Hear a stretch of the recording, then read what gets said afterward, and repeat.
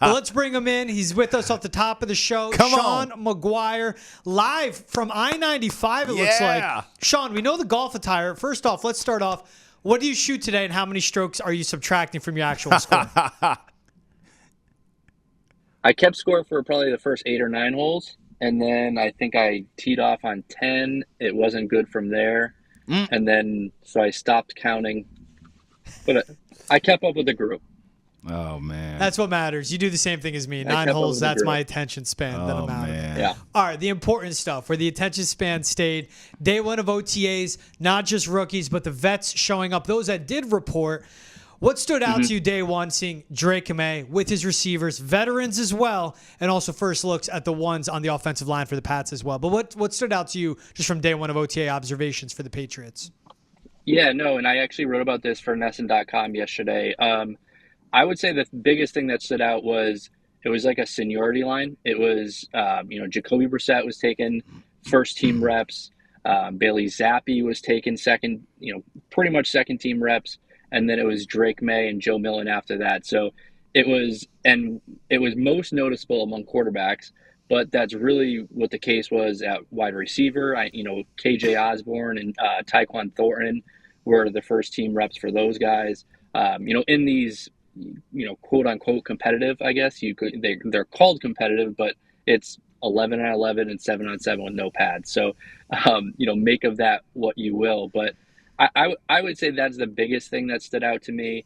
Another thing is they have a lot of wide receivers, not recognizable names, not wide receiver ones. That's not what I'm hinting at here.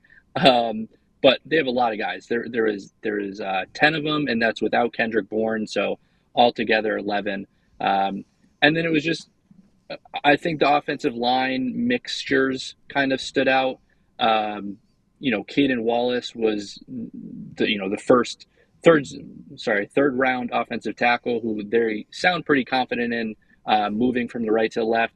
He wasn't with the first team. I don't even think he was with the second team for most of the time. He was getting some reps, but it was after a few other guys. So that was another thing that stood out. It's just one of those make of it what you will sort of practices sort of thing.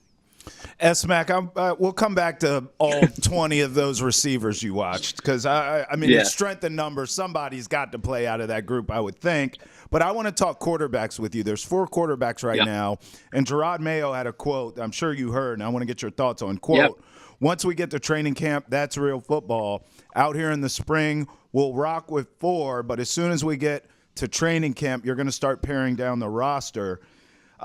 Translation to me is that Bailey Zappi is finished here, because I look at Joe Milton, and I'm sure you saw it in person, on video to me. This dude looked like straight out of a He-Man comic book, and he looks like he could throw a football over those mountains. We understand Drake May is Drake May, and we know Jacoby Brissett's going to be the starter, presumably. So I feel like Bailey Zappi's the odd guy out. Do you? Yes, definitely. And it was kind of refreshing to hear Gerard say that straight up. I think it's been kind of a little bit of a talking point, like, when is it going to happen? Is Bailey Zappi even going to last until training camp? Are they going to keep all of them through training camp? So it was kind of refreshing to just hear exactly how Gerard essentially thinks it's going to play out. And I think that's probably the right way to do it, right? I mean, you don't want to go in there with, splitting reps between 4 or 5 quarterbacks in training camp. It wouldn't make much sense. So I think, paring it down to 3. You got Jacoby, definitely. You got Drake May, obviously. And so the conversation becomes Joe Milton versus Bailey. But I would agree. Joe Milton's ceiling is it's way too high. I mean, it's not like you spent a top, day 2 pick on him or anything like that, but you still spend some draft capital on him. And I just think it makes more sense in terms of, I don't see like Bailey Zappi's energy being like that of a 3rd string quarterback. Like, sure, I'll give up the reps. He has like that, and kind of in a good way, I guess, credit to him. He has like that, I don't want to call it alpha. I think that's giving him way too much credit, but you guys know what I mean about, the fact that he's not going to just, give up his share of the moment sort of thing. And so I think with that, you can't have a third string quarterback that wants first string reps pretty much. And I think he would kind of be that guy. So yeah, I would definitely agree. I really don't even think it's going to be that much.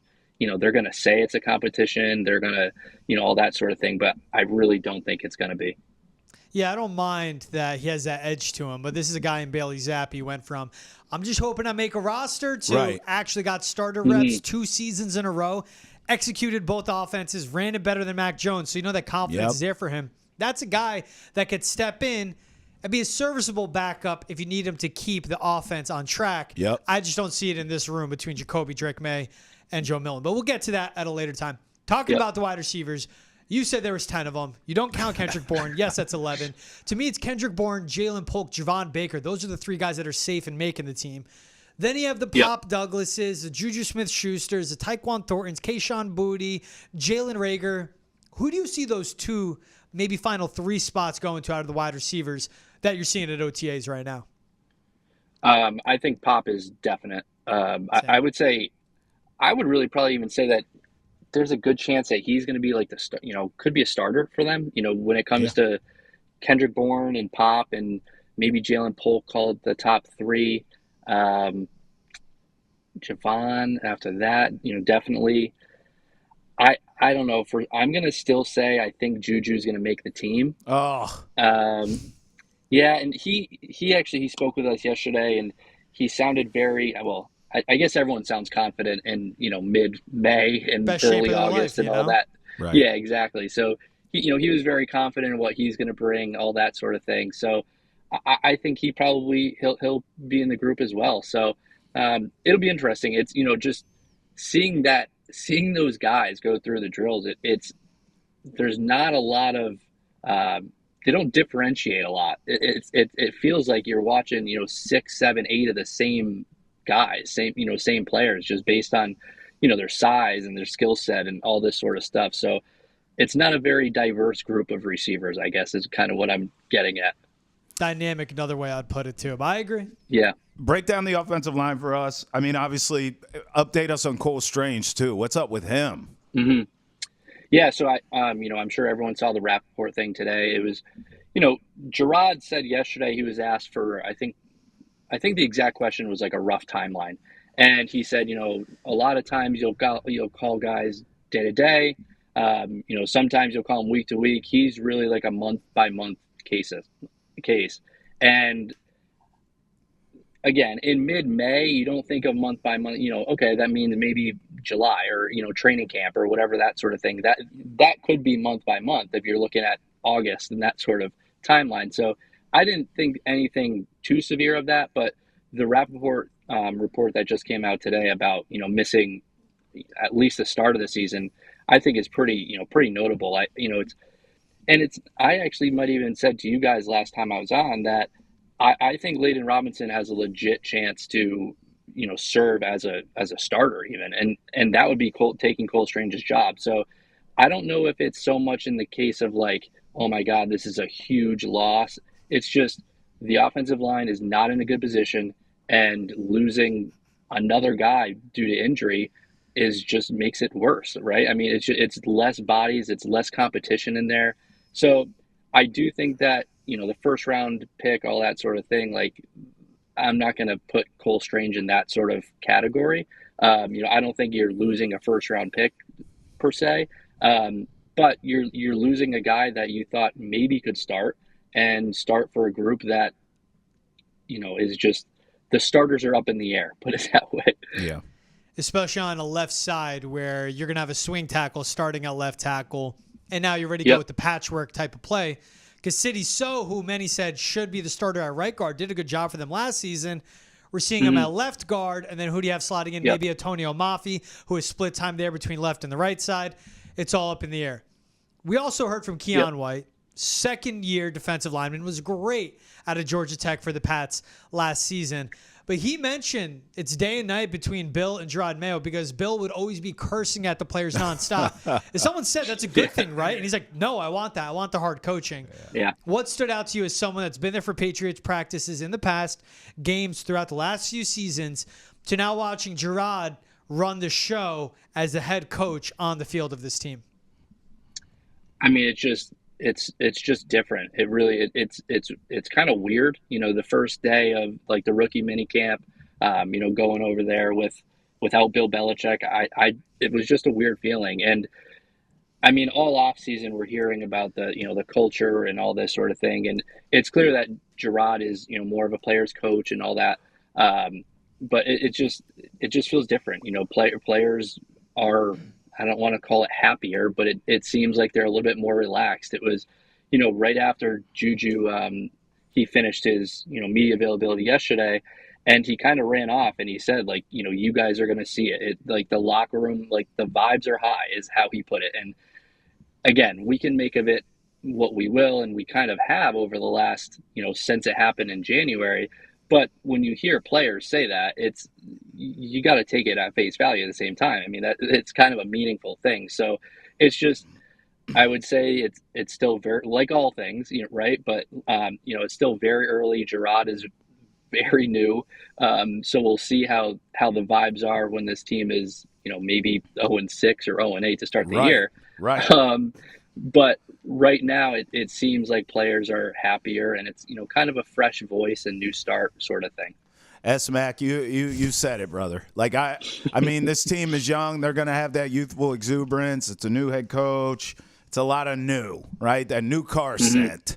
But listen, yeah. I mean, I'm looking at the schedule. I know you ain't got it in front of you, brother, but you've looked at it. Spoiler alert, not many primetime games to speak of. But as you kind of go through this, George and I have been going through this schedule here. I mean, man, what's your record? I mean, that's it. Hey, look, there is so much talk around the office, S-Mac, about, predictions and who's got the best record. And, where are you? I just want to know where you're at now that you've gone through this thing. I think it's going to be a very slow start. I think, maybe they win week 2, maybe they win the home opener. But other than that, I can really see that being a 1-5 start, maybe a 1-7 start with that Seattle win. Yeah. And then you get some better games, I guess. At that point, maybe Drake is coming in. I don't know. I think the defense will keep them in some games, but I don't think it's going to be like this complete. It's not going to be drastically different than last year. So I would say, if you're asking for a record, I would say right now probably 5-12. Yeah, that's where I'm at. That's where I'm at. I would say 5-12. I think that's a sweet spot, though.